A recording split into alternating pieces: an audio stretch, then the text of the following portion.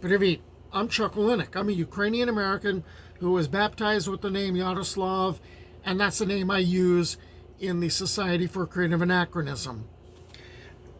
What I've been doing with my YouTube channel, which would be really nice if you subscribe to it, by the way, has been to explore certain parts of history and garb.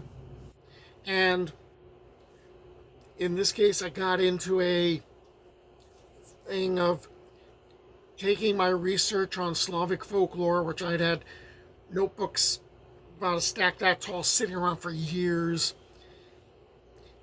and I realized I needed to find a way to access them. Well, the way I decided on was to speak of the different sections and use a video format. So here we are.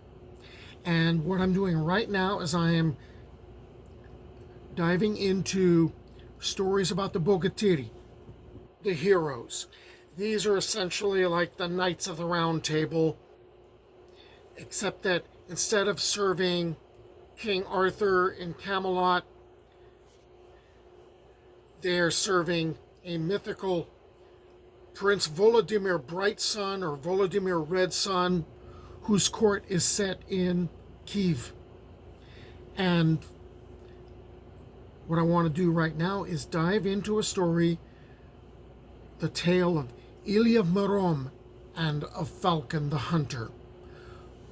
Who would tell us of the things of old and the things that have been, of that Ilya of Murom, of Ilya Murometz, the son of Ivan, and of Falcon the Hunter? On the road to royal Kiev town of courteous Prince Volodymyr stood a great barrier and strong, a force of 7 mighty heroes, bold warriors all. The first was Ilya of Murom, Ilya Murometz, our old Cossack of the Don. The second, Dobrina Nikitich. The third, Alyosha Popovich. Churilo Plenkovich, also called Churilo the Fop, was the fourth. Mikhailo Potuk, called the Rover, the Wandering Pilgrim, was the fifth. And the sixth and seventh, the Agrikanov brothers. They pitched their pavilions and slept until the white dawn. Like the snake ramparts, the barrier was strong. No horseman galloped past, nor wayfarer journeyed by. No wild beast crouched, no bird soared overhead. And if by chance a bird flew by, it dropped its feathers there. There, late at even, passed young Falcon the Hunter. He asked no leave at the barrier, but leaped across and roamed the open steppe. The next morning, right early at dawn of day, our Cossack of the Dawn went out to the white court to refresh himself and espied the traces of a horse's hoofs, the marks of a heroic ride and of a black steed. Then Ilya, the old Cossack of the Dawn, entered again the white pavilion and spoke these words: "Comrades, brothers, ye heroes stout and mighty, what sort of barrier is this of yours? What manner of stern fortress? But now I beheld the traces of a horse's gallop, of a heroic ride. Arm ye then, friends, for a foray unto the open steppe to seek the rash intruder." Then he began to hold counsel. "It will not do, my children, to send Vaska Longskirt, for he will get entangled in his skirts in the encounter, nor Grisha the noble, for men of noble descent are boastful, and he will vaunt himself in the combat. Nor may Alyosha Popovich go against the unbidden visitor, for Alyosha is of popish descent, and he will see the stranger's gold and will covet it.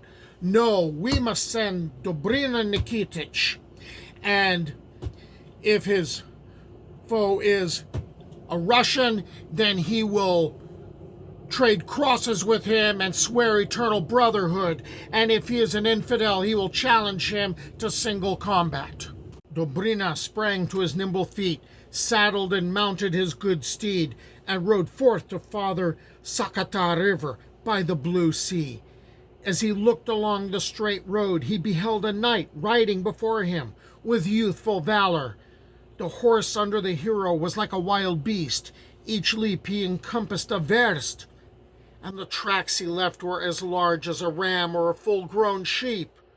From that good steed's mouth flames flashed, from his nostrils sparks showered abroad, from his ears smoke curled in rings. The knight sat his good steed well, and diverted himself in noble wise, hurling his steel mace into the clouds and catching it as it fell in his white hands without permitting it to touch the damp earth. As he thus played, he conjured his mace. Lightly as I now whirl this mace aloft, even so lightly will I twirl Ilya of Murom. Then Dobrina shouted, "Ho, thou, Falcon the hunter! Turnest thou not back before our barrier?" Cried Falcon, "'Tis not for thee to pursue me in the open steppe. High time is it that thou wert in the village herding swine." At that heroic cry, the peaceful bays were troubled, and the waters grew choked with sand. Dobrina's charger fell to its knees, and Dobrina fell into a slumber that lasted 3 hours. When he awoke from that swoon, he mounted his good steed, and returning to the barrier, told Ilya of Murom all. Said the old man, "There is none to take my place, the place of this turbulent old head." Then saddled he his good charger Cloudfall, both quickly and stoutly, and sprang upon his back without touching the stirrups. On his saddle strap hung his war club. On his hip rested his sharp sword. In his hand he held his silken whip. Thus armed he rode in pursuit of the knight to the Sorochinsky mountains.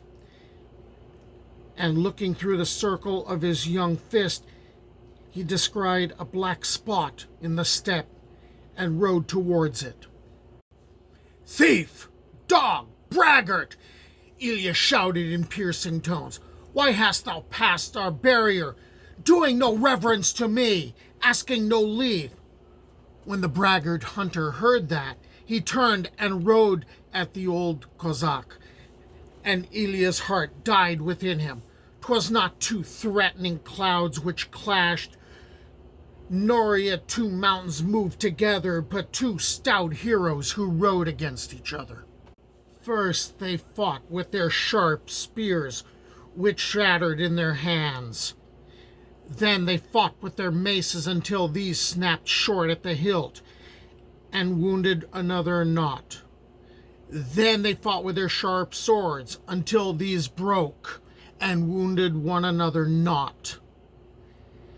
They lighted down from their good steeds and fought hand to hand. All day they fought till even, till midnight, till the white dawn, and so they did the second day, and likewise the third, and sank to their knees in the earth. Then Ilya waved his right hand, his left foot slipped, and Ilya fell to the damp earth like a stack of hay. Falcon the hunter planted himself upon Ilya's white breast, snatched out his dagger, and would have pierced that white breast, closed Ilya's clear eyes, and struck off his turbulent head, and plucked his heart out with his liver. But his right arm stiffened from the shoulder down, and he could not move it. "O Lord," said Ilya, "it is written on my right hand that I shall not die in battle." And to Falcon he shouted, "O brave, good youth, tell me, from what land art thou? From what horde? Who are thy father and mother?" The hunter began to curse. "Full time is it, thou old dog, that thou shouldst shave thy head and go to a monastery." Ilya's heroic heart grew hot at that. His blood boiled. He smote Falcon upon his black breast and hurled him higher than the trees but lower than the clouds. And when Falcon fell to earth, Ilya was upon him and sat upon his chest. "Tell me now, good youth, thy land, thy horde, thy father's name." When Falcon refused to answer. Ilya drew his dagger, and then Falcon at last spoke. I come from the blue sea, from the palaces of grey stone, from mighty Zlatogorka. My father I do not know. When I rode forth upon the open plain, upon the steppe, my mother enjoined me to greet the old Cossack Ilya of Murom, if I should chance to meet him, but without approaching it, to dismount from my good horse and do reverence to him, touching my forehead to the ground. At this the old man felt compassion, for he knew now that this was his own Falcon, his own son. Ilya took Falcon by his white hands, kissed his sugar lips, and called him his son, weeping greatly as he looked upon him. Then he blessed him with a great blessing. Ride, my child, my dear son, whither thou wilt, over the open steppe, but shed no blood without cause, waste no strength in vain, and go now to the blue sea, to thy mother, and greet her lowly from me, from the old Cossack Ilya of Murom. For shouldst thou fall into the hands of our Russian heroes, thou shouldst hardly escape thence alive. The secret of his birth overwhelmed the good youth as a great misfortune, and he rode straight away to the blue sea, to the palaces of grey stone, to his mother. When he came to the fair porch, he shouted with a great voice, Ho there, thou bold and evil warrior maid, come forth to greet the good youth. So Zlatogorka came forth to meet him, bowing low and saluting him. But Falcon met her with his sharp sword, and greeted her so that she fell there upon the fair porch. For he liked it not that he should be the son of a peasant, such as Ilya of Murom, and of dishonor. I go now, quoth he, to give that old dog over likewise to speedy death, for so dishonored I will not live. Therewith he wheeled his good charger about, and rode to the pavilion of white linen. There he fitted a burning shaft to a stout bow, and sent it at Ilya's breast as he lay buried in sleep. But it glanced aside from the wondrous golden cross, 3 poods in weight, which Ilya always wore, and roused him from his slumber. He leaped forth from the tent, all unclothed as he was, seized Falcon by his yellow curls, flung him upon the damp earth, cut out his little heart, and scattered his 4 quarters over the plain. Thus Falcon's praise is sung, and Ilya's glory is not diminished, and forever shall Ilya be celebrated in song. It was at the feast I heard this tale. There it was I drank mead ale. Though it flowed down my beard, my mouth stayed dry, for never a drop passed my lips, swear I.